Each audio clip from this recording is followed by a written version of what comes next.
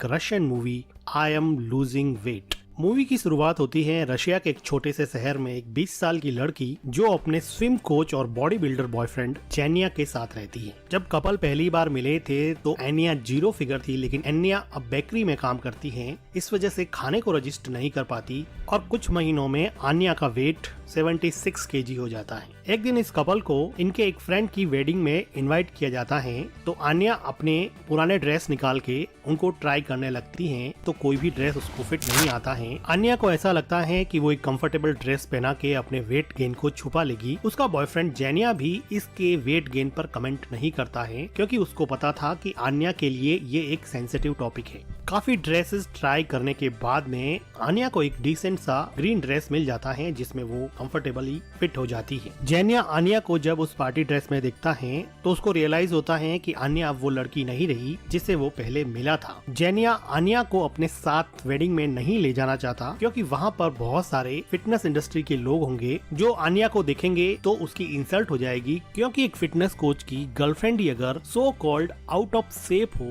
तो उसके पास कौन आएगा।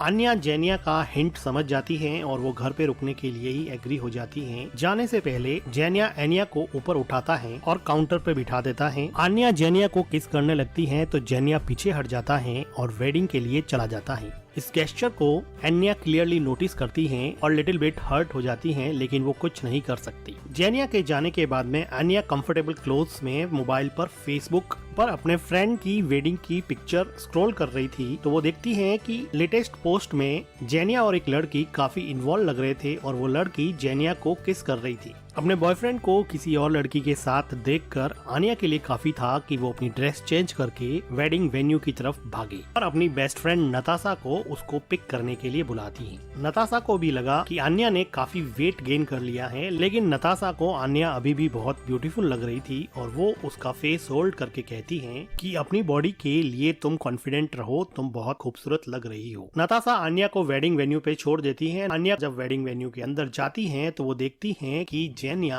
उसी लड़की के साथ डांस कर रहा है। अब आन्या के अंदर की जेलेसी ने पूरी तरह से काम कर दिया और वो इन दोनों के बीच में जाके डांस करने लग जाती हैं और जेनिया को किस करती हैं, जिसकी वजह से उस दूसरी लड़की को ऑकवर्ड फील होता है और वो वहाँ से चली जाती है। जेनिया अब इस सिचुएशन में कुछ खास कर नहीं सकता था, तो वो रिलक्टेंटली डांस करने लगता है। फिर दोनों मिलके वेडिंग में खाना खाने लगते हैं। तो आन्या अपने बॉयफ्रेंड को पूछती है कि तुम उस लड़की के साथ इतना क्लोज होके क्यों डांस कर रहे थे। तो जेनिया बताता है कि मुझे तुम्हारे साथ नहीं रहना है, मैं तुमसे बहुत परेशान हो गया हूँ। तुम कुछ नहीं करती हो, तुम हमेशा खाती रहती हो और तुम मेरे लिए एक बर्डन हो गई हो। मैं तुम्हारे साथ ब्रेकअप करना चाहता हूँ। आन्या रोने ही वाली होती है कि वहाँ पे न्यूली वेड कपल आता है और आन्या को कहता है कि क्या तुम प्रेग्नेंट हो। इसके बाद में आन्या के पास रोने के अलावा कुछ नहीं बचा था और उसका बॉयफ्रेंड उसको छोड़ के चला जाता है। आन्या का रोना अब रुक नहीं रहा था। वो अपनी मॉम से मिलने के लिए गांव चली जाती है, जहां पर उसकी मॉम अपने नए बॉयफ्रेंड के साथ डेट कर रही थी। आन्या अपनी मॉम को बताती है कि उसके बॉयफ्रेंड ने उसके साथ इसलिए ब्रेकअप कर दिया क्योंकि उसका वजन काफी बढ़ गया है। तो आन्या की मॉम कहती है कि वो फैट नहीं है, उसकी बोन वाइड है, इसलिए वो कुछ नहीं कर सकती। अब इस कमेंट ने आन्या के रोने में घी का काम किया और वो और सैड हो जाती हैं। रात को अपने मोबाइल पे स्क्रॉल करते हुए देखती हैं कि वो पहले कितनी ज्यादा स्लिम थी। अगले दिन उसकी फ्रेंड नताशा उसको कॉल करके अपने पास बुला लेती है। आन्या नताशा के घर उसकी बालकनी में अपना बेड लगाती है और नताशा और उसका हस्बैंड आन्या को कंसोल करने की कोशिश करते हैं। तो नताशा उसको एडवाइस करती है कि तुम जिम ज्वाइन करो, अपने आप को स्लिम या 0 फिगर बनाओ, फिर अपने बॉयफ्रेंड से मिलो तो वो खुद तुम्हारे लिए सामने से फ्लावर लेके आएगा। आन्या को आइडिया सही लगता है और अगले दिन वो जिंदगी में पहली बार जिम जाती है और वहाँ एक्सरसाइज कर रहे लोगों को और वहाँ के इक्विपमेंट्स के साथ फेमिलियर होने की कोशिश करती है। आन्या का जिम में पहला दिन कुछ खास नहीं जाता, वो ट्रेडमिल पे गिर जाती है। आन्या की थोड़ी बहुत एक्सरसाइज भी उसके लिए काम नहीं आने वाली थी, क्योंकि वो थोड़ी देर बाद में एक रेस्टोरेंट पर बैठ के बर्गर खा रही होती है। वहीं पे उसकी फ्रेंड नताशा काम करती है, जो उसका फूड डस्टबिन में फेंक देती है और कहती है कि तुमसे एक दिन के लिए भी कंट्रोल नहीं हो रहा है। नताशा आन्या को उसका कोल्ड ड्रिंक फेंकने के लिए कहती है, लेकिन आन्या उस कोल्ड ड्रिंक को फेंकने के लिए भी राजी नहीं है। घर जाके आन्या पूरी बॉडी पे मॉइस्चराइजर लगाती हैं और बॉडी पर प्लास्टिक रैप लपेट देती हैं और चिप्स खाते हुए सोचती हैं कि शायद वो अभी स्लिम दिखे। लेकिन आन्या की भूख शांत होने वाली नहीं थी, तो वो चुपके से नताशा के फ्रिज से कुछ खाने का सामान निकालती है, तो नताशा उसको पकड़ लेती है। आन्या अगले दिन डिसाइड करती है कि वो कुछ भी अनहेल्दी नहीं खाएगी। आन्या एक बेकरी में काम करती थी, इसलिए टेस्टी फूड को रजिस्ट करना उसके लिए काफी मुश्किल था। अपने कंपल्सिव ईटिंग डिसऑर्डर को रिजॉल्व करने के लिए वो एक सेल्फ हेल्प ग्रुप को ज्वाइन करती है, जहाँ पर उसको एक लड़का कोलिया मिलता है। कोलिया आन्या को अप्रोच करता है और उसको रेस्टोरेंट में खाने के लिए कहता है। अब खाने को आन्या मना नहीं कर सकती थी, तो उसके साथ वो खाने चली जाती है। कोलिया आन्या को कहता है कि हम दोनों एक दूसरे के फिटनेस स्पॉन्सर बन सकते हैं, हम दोनों एक दूसरे को इमोशनल सपोर्ट दे सकते हैं, कुछ भी खाने से पहले डिस्कस कर सकते हैं और साथ में स्पोर्ट एक्टिविटी करके अपना वजन कम कर सकते हैं। आन्या पूरी तरह से श्योर नहीं होती है, लेकिन वो सोचती है कि ट्राई करने में तो क्या ही जाता है। अगले दिन कोलिया आन्या के घर पहुंच जाता है और वो उसको एक्सरसाइज करने के लिए पार्क में ले जाने के लिए आता है। आन्या पहले तो जाना नहीं चाहती, लेकिन नताशा के कहने पर वो कोलिया के साथ चली जाती है। अब ये दोनों रोज पार्क में मॉर्निंग में स्पोर्ट एक्टिविटीज करते हैं। आन्या कोलिया को कुछ खास लाइक नहीं करती थी, लेकिन धीरे धीरे वो कोलिया को समझने लगी और उसको पता लगा कि कोलिया एक नाइस पर्सन है और इन दोनों के बीच में काफी अच्छी बॉन्डिंग हो जाती है। कोलिया अपनी बॉडी से शर्मिंदगी महसूस नहीं करता है, वो अपनी बॉडी को असेम्ड फील नहीं करता है, जो आन्या के लिए एक बड़ी अजीब सी बात है, क्योंकि वो अपनी बॉडी से काफी सेम फील करती है। लेकिन कोलिया के साथ टाइम स्पेंड करने से आन्या में भी पॉजिटिव बॉडी वाइब्स आने लगी और इन सब वजह से आन्या धीरे धीरे वेट लूज करने लगी और उसका कॉन्फिडेंस वापस आने लगा। लेकिन ये कॉन्फिडेंस ज्यादा दिन तक नहीं रहा। जब वो एक दिन पूल पार्टी ज्वाइन करने जाती है, तो उसका कॉन्फिडेंस मुंह के बल गिर जाता है।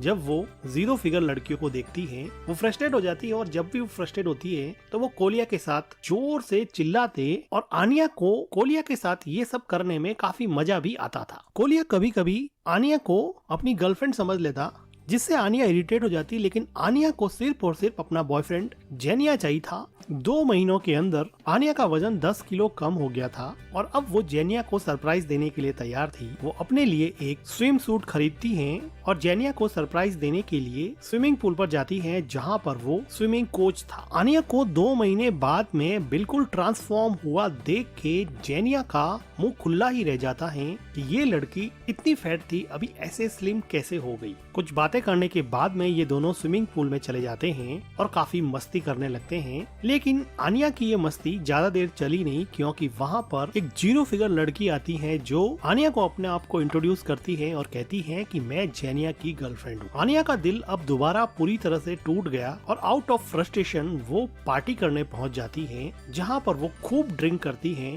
ताकि ये सब वो भुला सके। पार्टी में एक लड़का आन्या को पार्टी से बाहर लेके जाता है और अगली सुबह जब आन्या उठती है तो वो देखती है कि उसकी बॉडी पर एक भी कपड़ा नहीं है और सामने उसका टॉप पानी में गीला सूख रहा है। वो उठती है और कपड़े पहनती है और डंबल उठाती है, क्योंकि उसको नहीं पता था कि ये किसका घर है। तभी वहाँ पर कोलिया कॉफी बना के लाता है, तो आन्या थोड़ी रिलैक्स होती है। वो आन्या को एक ड्रेस पहनने के लिए देता है, तो आन्या उसको पूछती है कि क्या तुमने मेरे कपड़े उतारे थे और मैं यहाँ पे कैसे पहुँच गई। तो कोलिया उसको बताता है कि लास्ट नाइट आन्या किसी स्ट्रेंजर के साथ जाने वाली थी, लेकिन एन मौके पे कोलिया वहाँ पे आ जाता है और कुछ मुक्के खाने के बाद में भी वो आन्या को घर पे ले आता है और वो कहता है कि जब उसने उसके कपड़े उतारे थे तो उसने कुछ नहीं देखा। अगले दिन आन्या अपनी मॉम के पास जाती है और सब कुछ बता देती है कि किस तरह उसने वेट लूज किया, फिर भी उसका बॉयफ्रेंड दूसरी लड़की के साथ है। आन्या की मदर आन्या को बताती है कि जब वो छोटी थी तब उसके फादर उसको छोड़ के चले गए थे, तब से ही उसके दिमाग में एक अनरिजॉल्व ट्रॉमा है, इसलिए वो सिर्फ अपनी जिंदगी में किसी स्पेसिफिक आदमी का वैलिडेशन चाहती है, इसीलिए वो जेनिया के वैलिडेशन को इतना इम्पोर्टेंस देती है। आन्या को ये बात समझ में आ जाती है और अगले दिन कोलिया के साथ अपने फादर से मिलने के लिए जाती है। कोलिया बीच बीच में आन्या के क्लोज होने की कोशिश करता है, लेकिन आन्या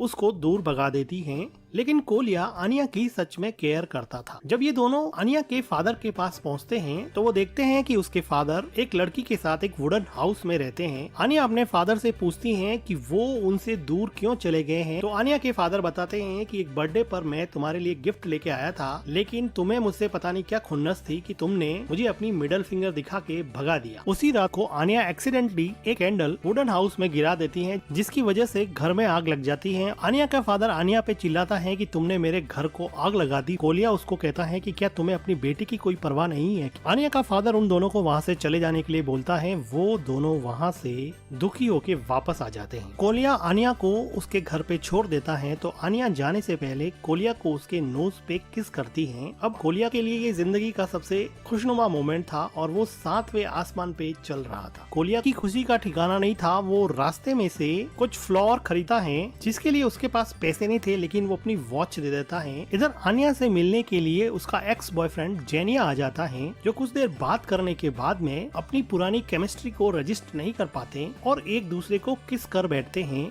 और दोनों रोमांटिक हो जाते हैं। इधर कोलिया आनिया को देने के लिए फ्लावर लाया होता है तो वो विंडो से देखता है कि आनिया अपने बॉयफ्रेंड के साथ काफी इन्वॉल्व हो चुकी होती है, जिसको देख के कोलिया का दिल पूरी तरह से टूट जाता है। अगली सुबह आनिया और जेनिया दोनों एक साथ उठते हैं तो जेनिया आनिया को कहता है कि तुम पहले से अभी काफी अच्छी लग रही हो। तो आनिया कहती है कि क्या मतलब पहले से ज्यादा अच्छी लग रही हूँ। तो जेनिया उसको बोलता है कि इम्प्रूवमेंट की गुंजाइश अभी भी है। इस बात पे आनिया को रियलाइज होता है कि जेनिया को खुश करना ऑलमोस्ट इम्पॉसिबल है। वो हमेशा एक ऐसे अनसर्टन रिलेशन में रहेगी जिसमें उसकी खुशी जेनिया के वैलिडेशन पे डिपेंड करेगी और उसको हमेशा ये डर लगा रहेगा कि उसका पार्टनर जेनिया उसको कभी भी छोड़ के चला जाएगा। इस बात पर दोनों में आर्ग्यूमेंट होता है और दोनों फिर से झगड़ पड़ते हैं और जेनिया वहाँ से चला जाता है। आनिया अब कोलिया के पास जाती है, लेकिन कोलिया उसको कहता है कि तुमने वेट लूज कर दिया है, इसलिए अपनी स्पॉन्सरशिप खत्म। तो आनिया फिर नताशा के घर जाती है और वहाँ देखती है कि नताशा भी रो रही होती है क्योंकि उसके और उसके हस्बैंड के बीच में काफी आर्ग्यूमेंट हुआ और वो कहीं चला गया है। दोनों गर्ल्स कुछ देर बात करने के बाद में चीयर अप होती हैं। अगले दिन आनिया के घर पे आनिया के फादर आते हैं और आनिया के सामने वही डांस करते हैं जो वो आनिया के बचपन में किया करते थे। फादर और डॉटर का झगड़ा वापस से रिकंसाइल हो जाता है। अगले दिन आनिया एक फिटनेस मैराथन में जाती है जहाँ पर वो कोलिया के बारे में पता करती है। उसको कोलिया जब मिलता है तो वो एक कोल्ड ड्रिंक पिया हुआ पाया जाता है, लेकिन आनिया कोलिया का ड्रिंक फेंक देती है और आनिया कहती है कि क्योंकि तुमने अभी तक वेट लूज नहीं किया है इसलिए अपनी स्पॉन्सरशिप खत्म नहीं हुई है, अब मेरी जिम्मेदारी है कि तुम वेट लूज करो। दोनों मैराथन में पार्टिसिपेट करते हैं। आनिया और कोलिया यहाँ पे काफी खुश होते हैं। मैराथन के एंड में कोलिया हिम्मत करके आनिया को किस कर ही देता है। लाइफ में पहली बार आनिया को रियलाइज हुआ कि अपने अपीयरेंस को लेके ऑब्सेसिव होना लाइफ में उसको कभी भी हैप्पी नहीं बनाएगा। आप जैसे भी हो, आपकी बॉडी जैसे भी है, उसके साथ खुश रहना चाहिए। अपनी हेल्थ और अपनी फिटनेस को इम्प्रूव करने की कोशिश जरूर करनी चाहिए, लेकिन अपनी बॉडी पे कभी भी सेम नहीं करना चाहिए। ट्रू हैप्पीनेस तभी आती है जब आप अपने आप को एक्सेप्ट कर लो, आप जैसे भी हो, जैसे कि कोलिया करता है। आनिया अब कोलिया जैसी बनना चाहती है because true happiness lies in the accepting yourself as you are. इसी के साथ ही मूवी एंड हो जाती है। वीडियो को लाइक कीजिए, हमारे चैनल को सब्सक्राइब कीजिए and thank you for watching.